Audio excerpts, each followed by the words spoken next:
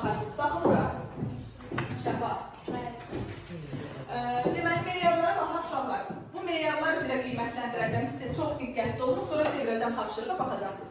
Birinci, yazdığınız təqdimatınız, yəni tapşırığı təqdim eləməyiniz mövzuya uyğun olmalıdır tapşırığın həlli. Həyatla əlaqələndirməlisiniz mütləq fikirlərinizi. Daha sonra qrup əməkdaşlığı, yəni orada bir nəfər cavablandırsın, digərləri oturub baxsın məsələsi olmayacaq, çox diqqətli olun. Bir də təqdimat bacarığı, ən sonda yerinə yetirdiyiniz tapşırığı burada təqdim edəcəksiniz. Artıq bildiyiniz meyarlara uyğun işləri öz aranızda bölüşdürün. Kim hansı işi icra edəcək? Ondan sonra vaxtınız gedir, 10 dəqiqədən sonra təqdim edəcəksiniz.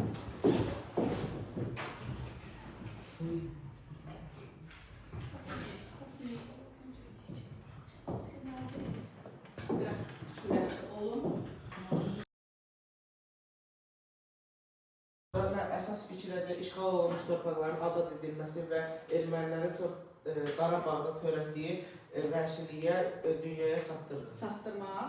Əsas fikir budur.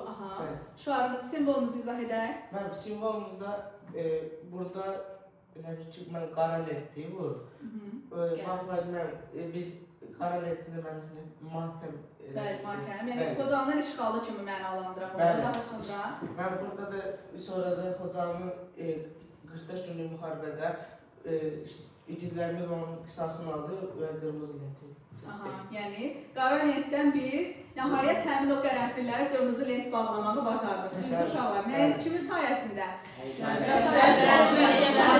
Qazilərimizin sayəsində biz bunu bacardıq. Bəs ikinci tapşırığımız? İkinci tapşırığımız.